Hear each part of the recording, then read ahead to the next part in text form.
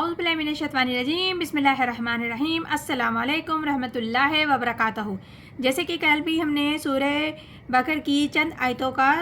ترجمہ تفسیر بیان کیا تھا، جس میں ارشاد ربانی ہو رہا تھا کہ پوچھ بنی اسرائیل سے کہ ہم نے کتنی نشانیاں دیں ان لوگوں کو، لیکن جو شخص بدل دیتا ہے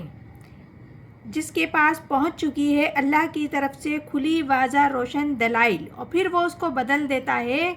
یا تبدیلی کر دیتا ہے اس میں، تو پھر اللہ تعالیٰ سخت عذاب دینے والا ہے۔ ارشاد ربانی ہے زُيِّنَ الَّذِي كَفَرُوا حَيَوَاتُ الدُّنْيَا وَيَسْخَرُونَ مِنَ الَّذِينَ آمَنُوا۔ مزین کر دی گئی ہے کافروں کے لیے دنیا کی زندگی، اور وہ مذاق کرتے ہیں اہل ایمان والوں پر۔ ان کافروں کے لیے دنیا کی زندگی مزین کر دی گئی ہے، یعنی کہ دلکشی اور خوبصورتی بھر دی گئی ہے ان کی آنکھوں میں۔ یہاں چمک دھمک، شان شوکت، اونچی اونچی بلڈنگیں، نہایت عمدہ اعلیٰ قسم کی حویلیاں، یہ ساری چیزیں کس کو اچھی نہیں لگتی؟ سب کو اچھی لگتی ہیں، لیکن کفار کے دلوں میں ان کی محبت گھر بنا لیتی ہے۔ اسی لیے کوئی اچھی بات ان پر اثر نہیں کرتی۔ اہل ایمان کو بھی اگر ایمان کے ساتھ یہ نعمتیں ملے، کیونکہ اچھا کھانا، اچھا پہننا، اچھی جگہوں پہ رہنا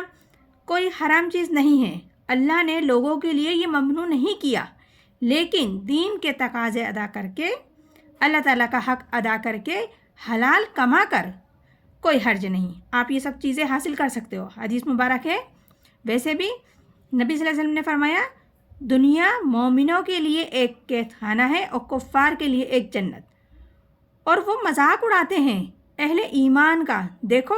ان بیوقوفوں کو، یعنی کہ ان کو کہتے ہیں دیکھو ان بیوقوفوں کو، دیکھو ان پاگلوں کو، دیکھو یہ کس طریقے سے کر رہے ہیں۔ والذین اتقوا فوقہم یوم القیامہ، جبکہ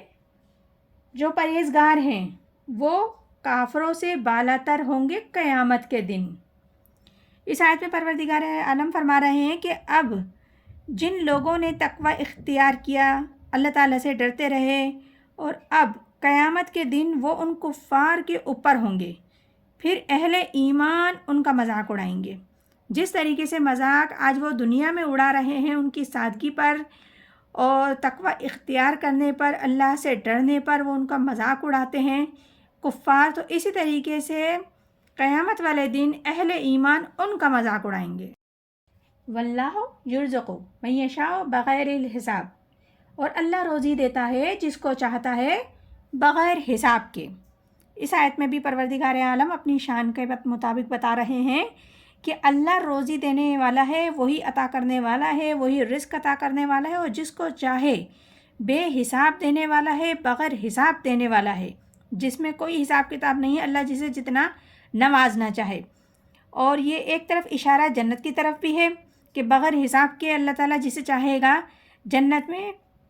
ضرور جگہ دے گا، ضرور داخل کرے گا۔ اور بکثیرت روزی دینے کا دار و مدار قسمت پر یا کمال پر یا مقبولیت پر نہیں ہے، اور یہ بھی ضروری نہیں ہے کہ جس کے پاس بے شمار روزی ہو، بے شمار مال ہو، تو وہ اللہ تعالیٰ کے نزدیک معزز ہو، معتبر ہو۔ عزت تو وہی ہے جو شخص اللہ کے نزدیک معتبر ہو، کہ اسی کی عزت ہوتی ہے اللہ کے نزدیک جو تقوی اختیار کرتا ہے اور اللہ تعالیٰ کے احکامات کی پابندی کرتا ہے، تو اللہ کے نزدیک معتبر وہی شخص ہے۔ آگے ارشاد ربانی ہے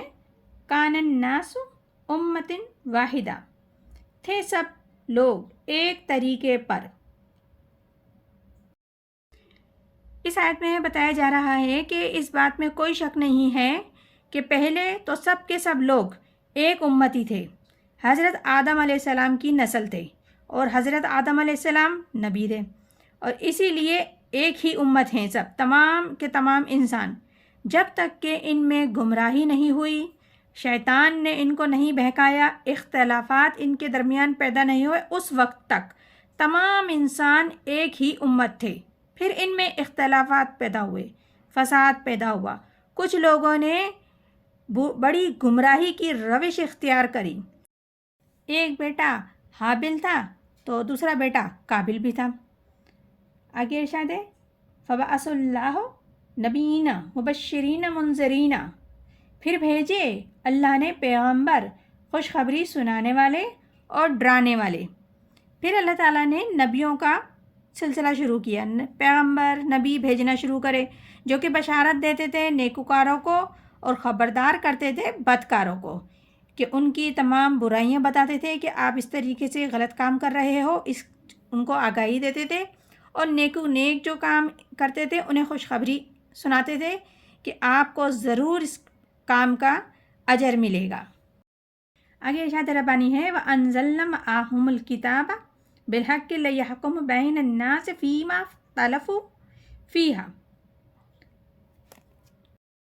اور اتاری ان کے ساتھ کتاب ٹھیک طور سے کہ فیصلہ کرے اللہ لوگوں میں جس بات میں انہوں نے اختلاف کیا۔ اس آیت میں بھی پروردگار یہ بتا رہے ہیں کہ اللہ نے ان کے ساتھ اپنی یعنی کہ پیغمبر جب بھیجے اللہ تعالیٰ نے تو ان کے ساتھ اپنی کتابیں بھی نازل فرمائیں تاکہ وہ لوگ حق کے ساتھ فیصلہ کر دے لوگوں کے مابین جن امور میں انہوں نے اختلاف کیا تھا، یعنی کہ وہ اختلاف رکھتے تھے، کوئی کہتا تھا یہ بات صحیح ہے، کوئی کہتا تھا وہ بات صحیح ہے، تو وہ اختلافات رکھتے تھے آپس میں، تو پھر اللہ تعالیٰ نے نہ صرف پیغمبر بھیجے بلکہ ان کے ساتھ اپنی کتابیں بھی بھیجی جن کے ذریعے وہ فیصلہ کر دے حق کے ساتھ، کیونکہ رسول اور کتاب الہ امر واقع کا اظہار کرتے ہیں، تو چاہیے تھا تو اس کتاب کو وہ قبول کرتے اور اپنے تمام اختلافات ختم کرتے۔ وَمَا اخْتَلَفُوا فِيهَا إِلَّا الَّذِينَ أُوتُوهُ مِن بَعْدِهِ مَا جَاءَتْهُمُ الْبَيِّنَاتُ بَغْيًا بَيْنَهُمْ،